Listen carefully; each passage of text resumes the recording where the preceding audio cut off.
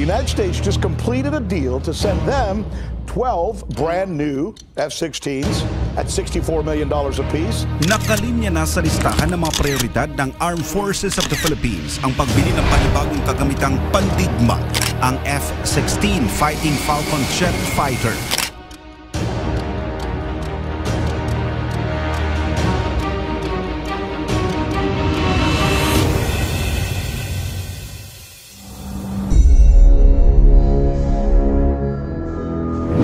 Philippine Air Force, mga kapatid, ang siyang responsable sa pagdepensa ng ating airspace at pagsasagawa ng mga aerial operation sa buong bansa tulad ng Close Air Support Operation, Combat Air Patrol, Aerial Reconnaissance Mission at Airlift Operation.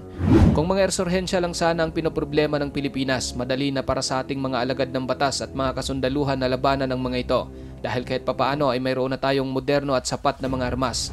Halimbawa, sa ating mga kapulisan, malaki na ang pinagbago ng kanilang mga equipment. Sa Philippine Army at Marines, walang dudang moderno na rin ang kanilang mga armas.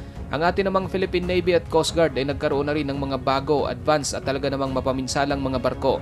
Samantalang ang Philippine Air Force ay mayroon na ring 12 supersonic na mga fighter jet na ating nabili mula sa South Korea.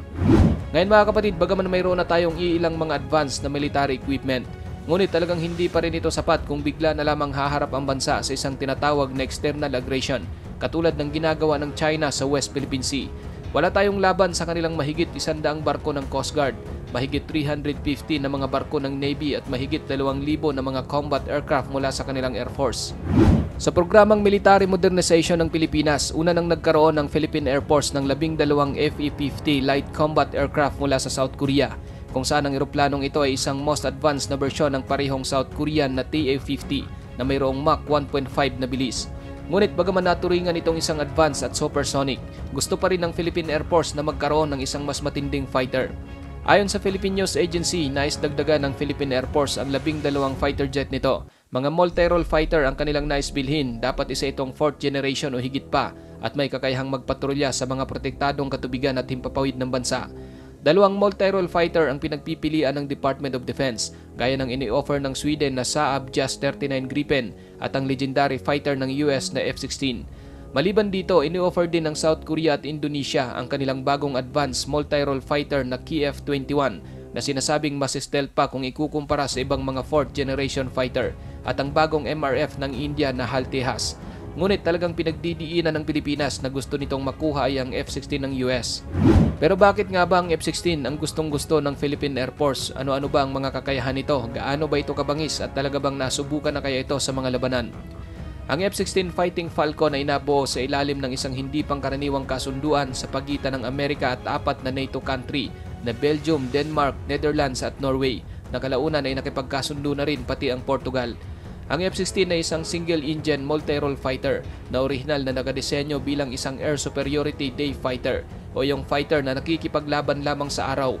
Ngunit kalaunan nag-evolve ito bilang isa ng all-weather multi-role aircraft. Taong 1976, inaprubahan ng production ng F-16 at simula noon mahigit 4,600 na mga ganitong aircraft ang nagawa. Mayroon itong 2 modelo, tinatawag na F-16A ang single set model nito at F-16B naman ang kanyang 2-set model. Sa isang air combat rule, ang maneuverability at combat radius ng F-16 ay kayang lumampas sa lahat ng potensyal na banta ng fighter. May kakayahan din itong hanapin ang kanyang mga target sa kahit anumang kondisyon ng panahon at ma-detect ang isang low-flying aircraft sa tinatawag na radar ground clutter. Sa isang air-to-surface rule, marami ring pwedeng gawin ng F-16. Halimbawa, maaari itong lumipad sa higit na 500 miles o 860 kilometers sa maximum speed na Mach 2. Nakakapaglunsad ng mga missile na mayroong superior accuracy at ipagtanggol ang sarili laban sa mga enemy fighter. Ang all-weather capability naman ng F-16 ay nagbibigay daan upang accurate pa rin itong mailulunsad ang mga missile kahit sa mga tinatawag na non-visual bombing condition. Sa pagdedesenyo ng F-16, mayroon itong advanced aerospace science mula sa mga napatunayan ng mga system ng ibang mga aircraft gaya ng sa F-15 Eagle at F-111 Aardvark. Ang mga ito ay pinagsama upang gawing simple ang eroplano, mabawasan ang laki, presyo at gastos sa maintenance. Kabilang sa avionics system ng F-16 ay ang highly accurate na enhanced GPS at inertial navigation system nito. Gumagamit din ito ng warning system at modular countermeasure pads o pangkontrahin ang mga electronic na banta na nagmumula sa himpapawid at sa ibaba. Pagdating sa kanyang payload, nakakapagdala ang aircraft ng 2,000 pounds na mga bomba 2 AIM-120 Advanced Medium Range Air-to-Air Missile at 2 2,400 pounds na mga external fuel tank.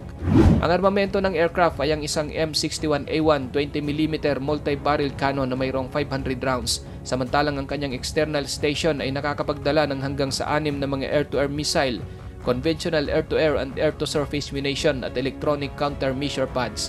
Ngayon mga kapatid, maliban sa mga magagandang feature ng F-16, hindi makukumpleto ang bangis nito kung hindi ito dumaan o nasubukan sa isang aktwal na labanan.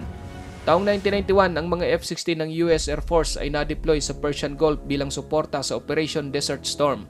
Tagumpay nitong winasak ang mga paliparan, mga military production facility, mga site ng Scud missile at maraming iba pang mga mahahalagang target.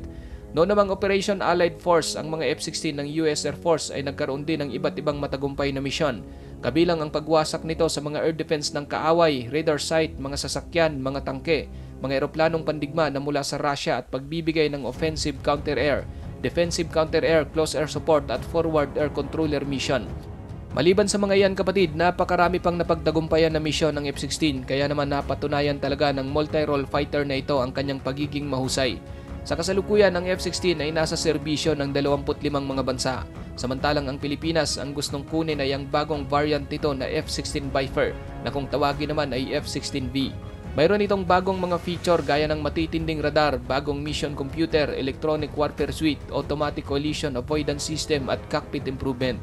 Kung makukuha ito ng Pilipinas, walang duda na malaki ang may tutulong nito sa pagpapanatili ng kaayusan sa airspace ng bansa at sa pag-agapay sa Philippine Navy at Coast Guard na nagbabantay naman sa karagatan. Ngunit ang problema, magpahanggang sa ngayon, tila kulang pa rin sa budget ang Pilipinas dahil sa sobrang mahal ng mga fighter na ito. Ikaw kapatid, anong masasabi mo sa videong ito? Para sa iyong opinion, i-comment mo na yan sa ating comment section sa ibaba. At kung nagustuhan mo naman ang videong ito, paiwan naman ako ng like at pasubscribe na rin sa ating munting channel. Maraming salamat sa panonood hanggang sa susunod na naman nating upload. Peace out!